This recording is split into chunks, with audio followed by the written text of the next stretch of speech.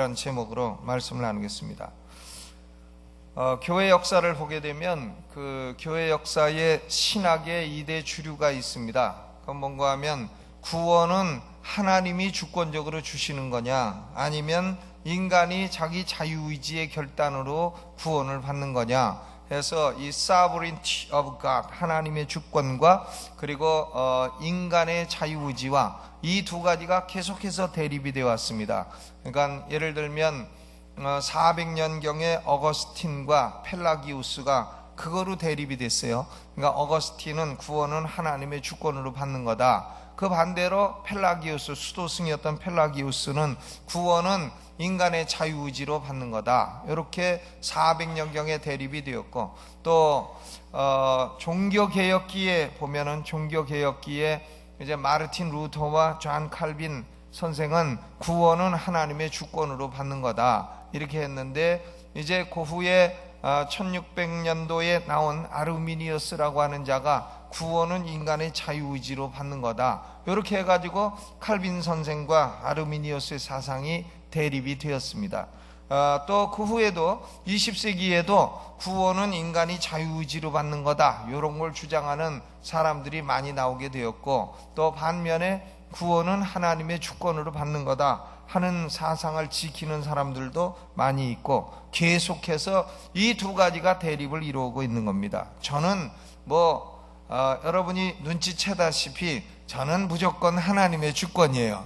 하나 인간의 자유의지가 있어봐야 세 발의 피 모기 발의 목하라고 생각하는 사람이지, 그거 인간의 자유의지가 있으면 얼마나 있느냐, 모기 발의 목하 세 발의 피다, 조족지열, 어려운 말로 이렇게 생각하는 사람이지, 전 하나님의 주권 이것을 절대로 믿는 사람이고, 성경은 하나님의 주권을 가르치는 책이다, 전 그렇게 믿는 사람입니다. 성경의 대명제 가운데 하나가 요나서 2장 9절에 구원은 여호와께로 말미암나이다. The salvation is of the Lord. 구원은 여호와께로 말미암나이다. 이 선언이 위대한 선언입니다. 이걸 한마디로 줄이면 하나님의 주권이라. 즉 한 사람의 구원은 그 사람의 자유의지에서 나오는 것이 아니라 성부, 성자, 성령 하나님의 영원한 계획으로부터 나오는 것이다. 구원은 여호와께로 말미암는 것이다 하는 것이 하나님의 주권 사상입니다. 그런데 교회 역사 속에는 인간의 책임이라고 하는 명목으로 하나님의 주권을 은근히 부인하는 사상들이 끊임없이 계속되었습니다. 여러분, 하나님의 주권을 믿는다고 해서 인간이 회개하고 예수 그리스도를 구주로 믿어야 될 책임을 부인하는 게 아닙니다. 인간의 책임을 부인하는 게 아닙니다. 다만 인간은 책임이 있어도 그럴 능력이 없다고 믿는 것이죠. 그러므로 하나님이 주권적으로 은혜를 주시는 자만이 인간의 책임을 이룰 수 있다, 요걸 믿는 것이 하나님의 주권 사상인 것입니다. 오늘 우리가 읽은 에티오피아 내시의 구원의 스토리는 한 영혼이 구원받는 것은 단순히 그 인간의 자유의지의 작용이 아니라 하나님의 주권적인 은혜의 작용이라 하는 것을 그림처럼 보여주는 겁니다.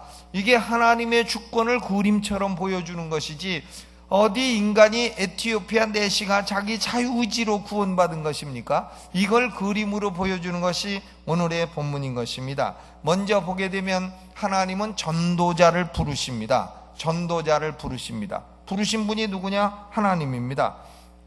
26절에 보니까 주의 사자가 빌립더러 일러 가로되 일어나서 남으로 향하여 예루살렘에서 가사로 내려가는 길까지 가라 하니 그 길은 광야라 그랬습니다.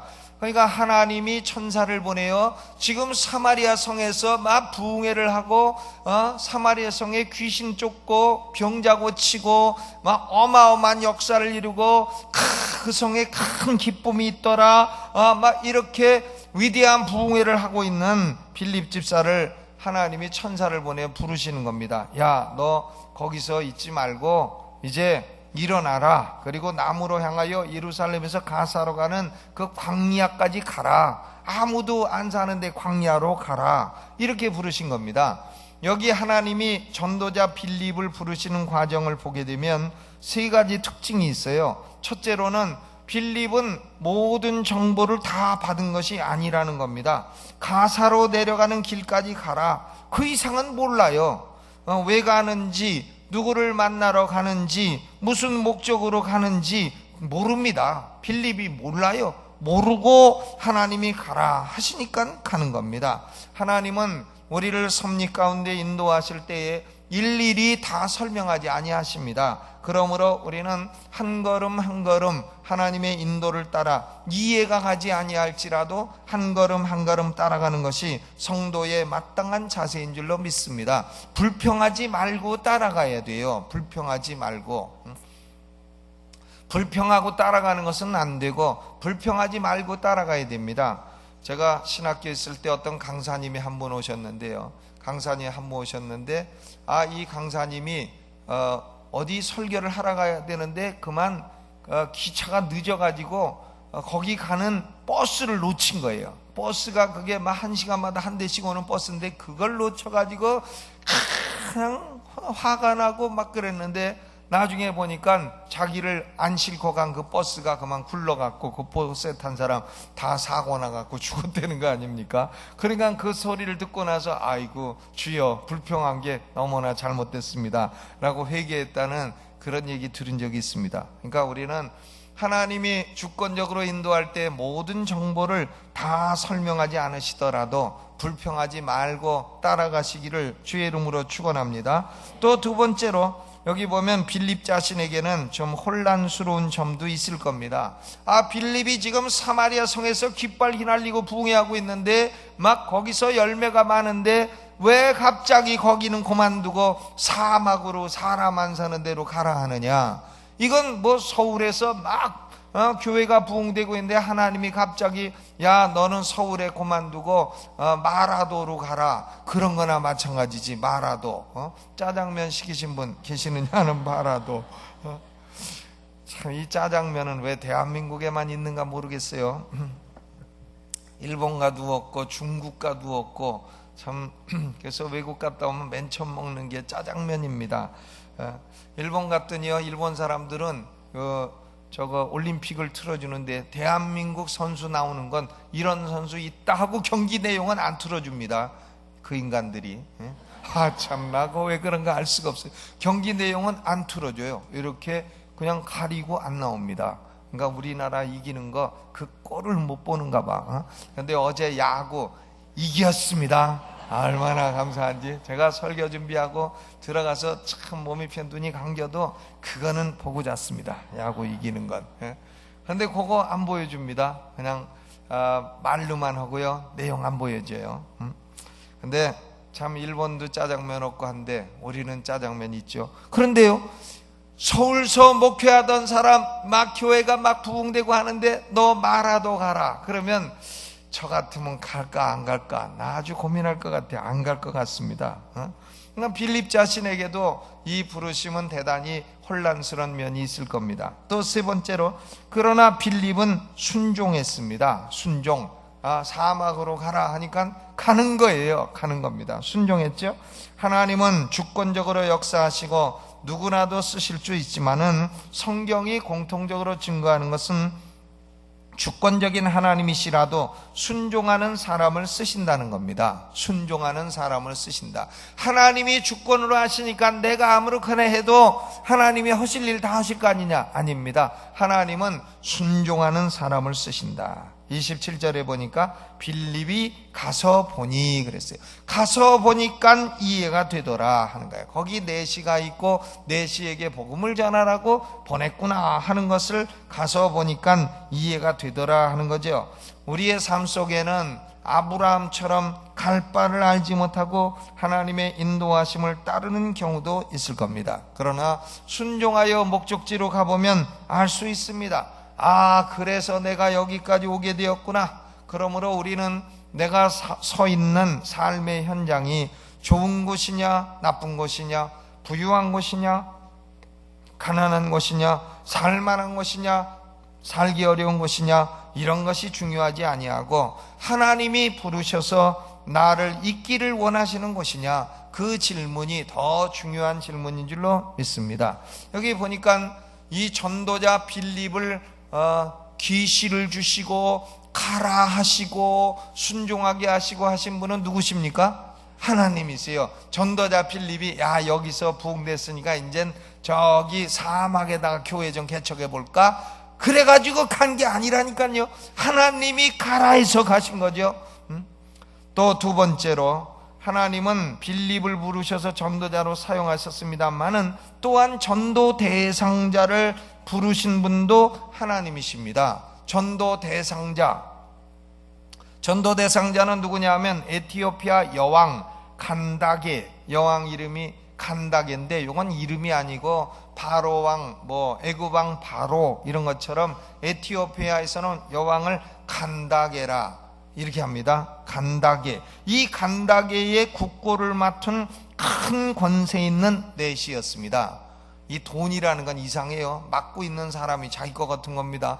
국가 거래도 자기가 맡고 있으면 자기 거 같은 거죠. 그러니까 이 내시가 참 큰 권세가 있어요. 신명기 23장 1절에 보면 신랑이 상한 자나 신을 비인 자는 여호와의 총회에 들어오지 못하리라. 그랬으니까 이 내시는 유대인으로 개종조차 할 수 없는 사람이었습니다. 그럼에도 불구하고 이 내시가요 27절 후반에 보니까 그가 예배하러 예루살렘에 왔다 그랬어요. 뭐하러 왔다고요?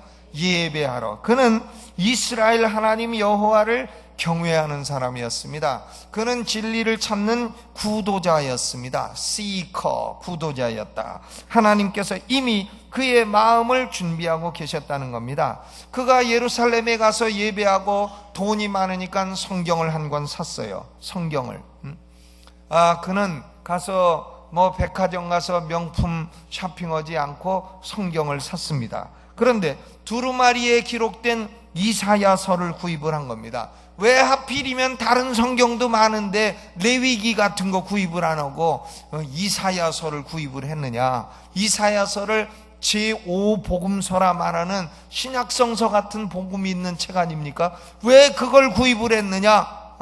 또 왜 하필이면 예수 그리스도의 순환을 기록하고 있는 이사야서 53장을 그때 또 펴서 읽고 있느냐? 이것이 자유의지의 산물이냐 우연의 산물이냐? 전 그렇게 보이지 않습니다. 이것은 하나님이 주권적으로 그의 마음을 준비하시고 성경도 준비하시고 영혼 구원을 위한 모든 준비 작업을 마치신 것인 줄로 믿습니다. 그러니까 이 장면을 가만히 보면 전도자도 하나님이 인도하시고 전도 대상자도 하나님이 인도하시고 이렇게 한 겁니다. 그리고 세 번째로는 하나님은 영혼 구원을 위한 모든 환경도 직접 다 마련해 주셨어요.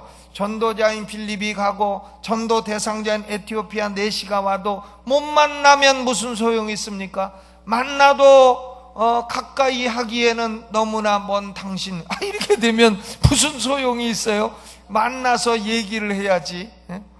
29절에요 성령이 빌립더러 이르시되 이 병거로 가까이 나아가라 합니다. 성령이 병거로 가까이 나아가라. 내시는 권세도 많고 돈도 많아 병거를 타고 다녔습니다. 병거. 전도자는 걸어 다니는데 전혀 알지 못하는 빌립이 병거에 가까이 오면 내시를 호위하는 병사들이 거기 검장마 하고서는 검문을 할 수도 있는 거 아닙니까? 그러면 아이 감작이야. 그런데요 이렇게 저지를 당할 수도 있는 일인데 저지를 안 합니다. 병사들이 놔두는 거예요. 우리가요 미국에서 운전을 하다가 만약에 밤중에 그 속도 위반으로 걸렸다 그럴 때는 손으로 운전대를 딱 잡고 있어야 돼요. 경찰이 올 때까지 딱 잡고 있어야 됩니다. 경찰이 오는데 주머니에 이렇게 해서 손 넣으면은 총 맞아요. 왜? 총 꺼내는 줄 알고 먼저 쏴요, 경찰이. 그건 무죄입니다. 그러니까 무조건 딱 이러고 있어야 돼요. 뭐 달라 그러면 뭐라고 경찰이 얘기하면 I can't speak England 이래야 돼요. 그러면 이 사람은 잉글리시와 잉글랜드의 차이도 구별 못하는 사람이다 해갖고 그냥 봐줍니다. 그냥 한번 봐달라 그러면 그냥 봐주게 돼 있어요.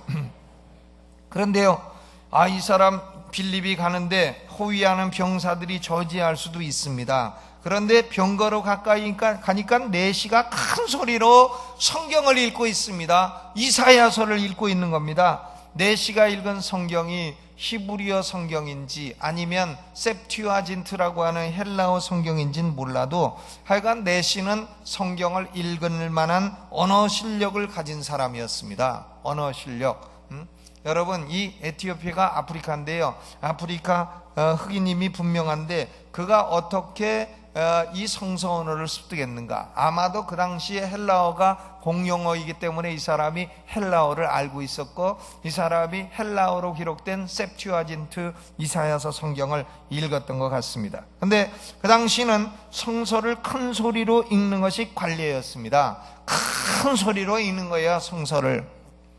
그러니까 내시가 성서를 소리내서 읽음으로 인해서 빌립과 내시는 자연스럽게 대화를 시작하게 된 겁니다. 내시가 읽은 말씀이 이사야서 53장 7절로 8절 말씀입니다. 그게 여기 사도행전 8장 32절 33절에 기록된 거예요. 읽는 성경은 귀절은 이것이니 일러스되 저가 사지로 가는 양과 같이 끌리었고 털 깎는 자 앞에 있는 어린 양의 잠잠함과 같이 그 입을 열지 아니하였도다. 낮을 때에 공변된 판단을 받지 못하였으니 누가 가히 그 세대를 말하리요. 그 생명이 땅에서 빼앗김이로다. 뭐 읽어도 무슨 말인지 알 수가 있나요? 내시가 모르는데 그냥 읽는 거죠. 검은 건 글씨고 허연 건 종이다 하면서 그냥 소리내서 읽는 겁니다.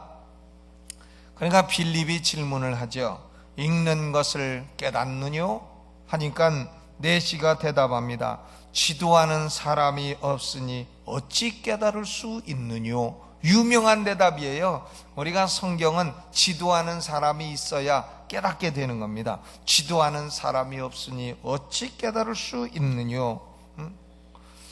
불신자들은 성경을 가르치고 성경을 지도할 전도자를 필요로 한다는 것입니다. 이 두 마디 대화에서 빌립과 내시는 대화의 문이 열리게 되었습니다. 하나님은 이렇게 말을 붙이는 데까지도 세심하고 구체적으로 개입을 하신 겁니다. 그러니까 내시가 합당한 질문을 합니다. 34절에 보니까 청컨대 묻노니 기록된 이 사람이 누구를 가리킴이뇨? 자기를 가리킴이뇨? 타인을 가리킴이뇨? 이 사람이 질문도 똑바른 질문을 해. 교수가 학생들 가르치다 보면 질문하는 거 보면 그 사람 실력을 알 수 있어요. 쓸데없는 질문만 하는 학생들이 있어요. 말도 안 되는 질문. 그러면 질문하는 거 보면 벌써 이 사람이 공부하는지, 이건 공부도 안 하고 와가지고 괜히 질문하는 건지 알 수가 있어요. 그런데 이 내시는 아주 질문을 잘합니다. 여러분, 질문을 잘해야 돼요. 문제의식이 정확해야 해답을 잘 얻을 수가 있는 겁니다. 문제의식이 삐뚤어지면 그거는 해답도 삐뚤어지게 되는 거예요. 이 사람은 여기 내가 이 말씀을 읽고 있는데 이게 누구뇨? 하고 묻습니다. 그러니까 빌립이 입을 열어 이 글에서 시작하여 예수를 가르쳐 복음을 전했다 그랬어요. 성경에서 시작하여 예수를 가르쳐 복음을 전했다. 여러분, 우리 전도자들은 자기 간증을 하는 것도 중요해요. 재밌는 얘기하는 것도 중요합니다. 병난 얘기하는 것도 중요해요. 그러나 전도자들은 언제나 성경에서 시작해서 성경으로 맞춰야, 성경을 풀어 예수 그리스도를 전해야 사람의 영혼이 구원받게 된다는 것을 깨달으시기를 바랍니다. 성경이 구원을 주는 거예요. 말씀이 구원을 주지 간증이 구원을 주는 게 아니에요. 간증은 마음을 여는 아이스 브레이커, 이런 기능을 행하는 것이지, 사람의 거듭남은 결국은 말씀이 있어야 되는 겁니다. 그러니까 빌립은 성경에서 풀어 예수를 전하였다. 우리 성도들이 언제나 성경을 풀어 예수를 전하는 실력을 갖게 되기를 주의 이름으로 축원합니다. 요한복음 5장 39절에도 예수님이 이렇게 말씀하셨습니다. 너희가 성경에서 영생을 얻는 줄 생각하고 성경을 상고하거니와 이 성경이 곧 내게 대하여 증거하는 것이로다. 빌립은 이사야서로부터 시작해서 내게 대하여 증거하는 것이로다 한 것처럼 효과적으로 예수님을 증거했습니다. 그러니까 이 에티오피아 내시가 깨닫게 되었습니다.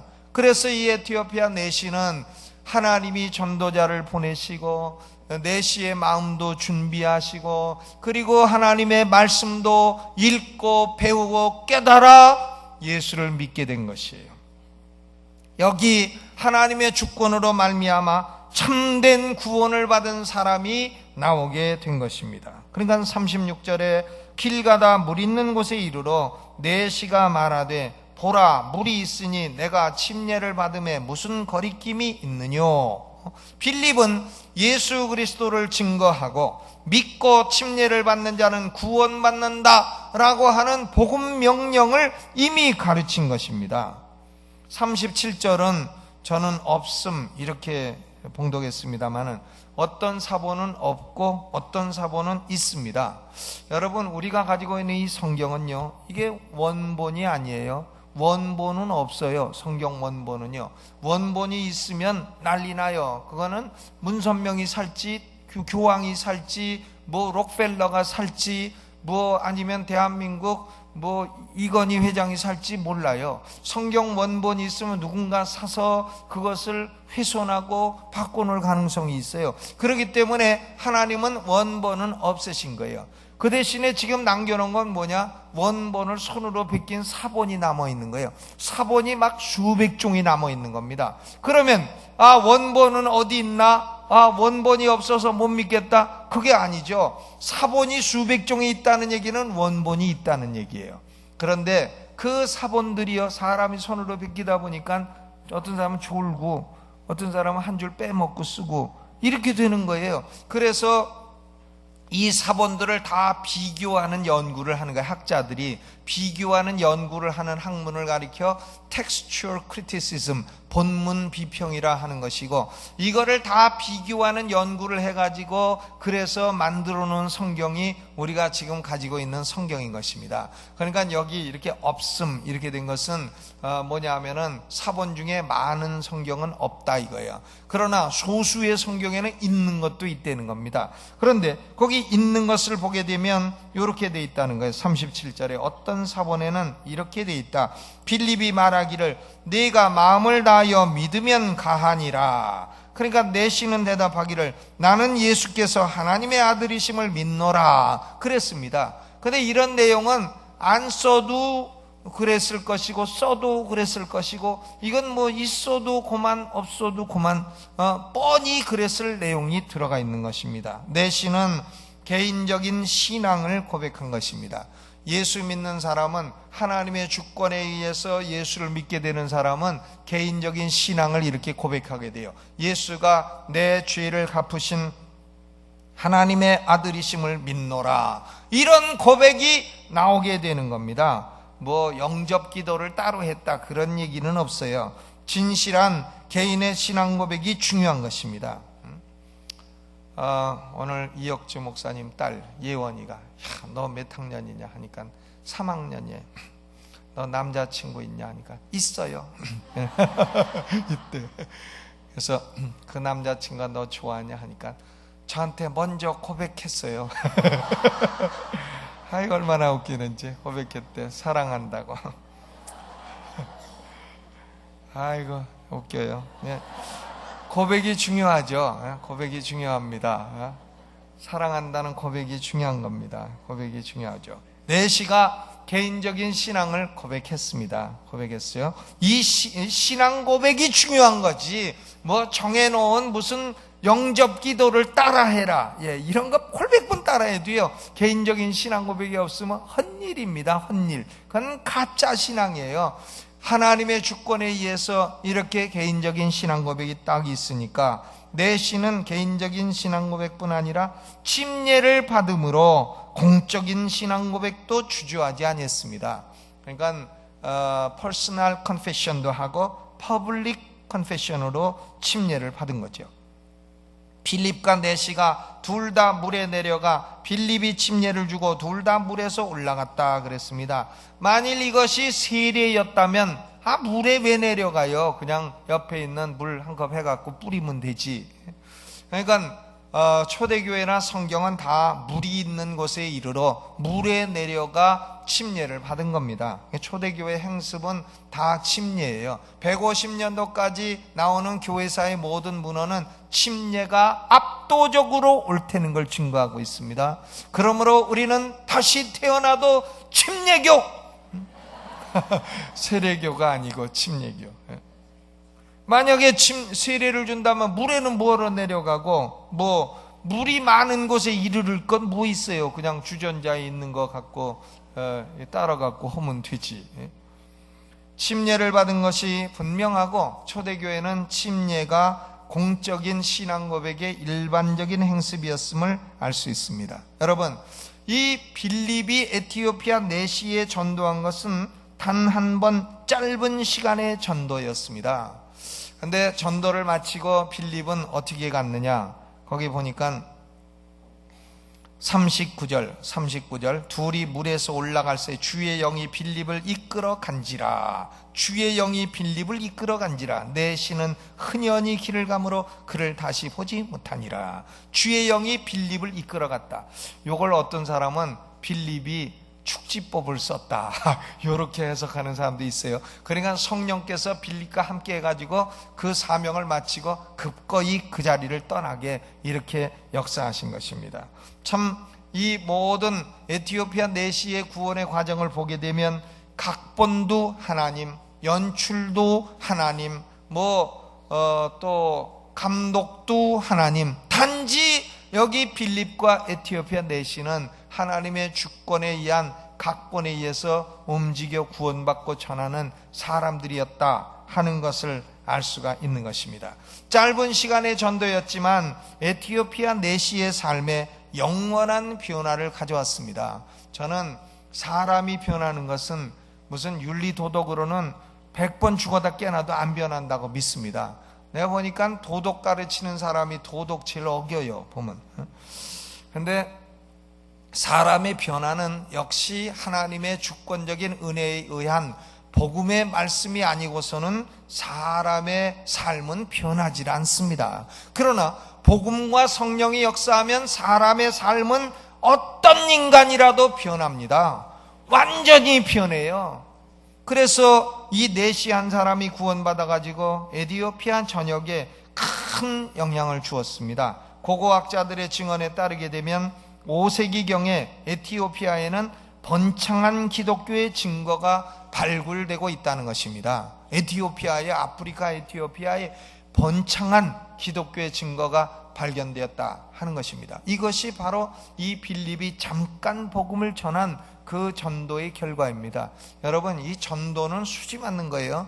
전도하세요. 그러면 전도한 한 사람이 나중에 어마어마한 영향을 미치게 되고 우리도 그 영향에 덕을 입게 되는 겁니다. 사람의 능력으로 사람의 영혼을 구원한다면 아무도 구원받지 못할 것입니다. 그러나 구원은 여호와께로 남이니라. 이것이 영혼 구원의 대비결입니다. 하나님의 주권적인 역사가 없었던 사도행전 8장 앞부분에 나오는 마술사 시몬의 믿음은 거짓된 믿음이었고 그의 구원은 가짜 구원이었습니다만은 하나님의 주권적인 역사가 있었던 에티오피아 내시의 구원은 참된 구원이었던 것입니다. 오늘 이 저녁에 제가 묻고 싶은 질문은, 여러분의 믿음은 마술사 시몬의 믿음이십니까?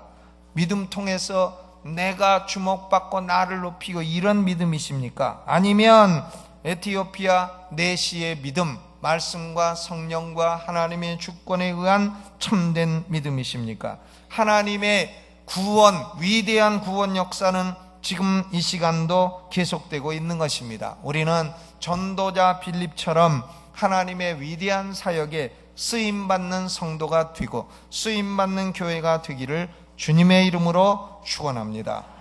우리 찬송 부르면서 준비하신 헌금 있으시면 헌금 드리도록 하겠습니다.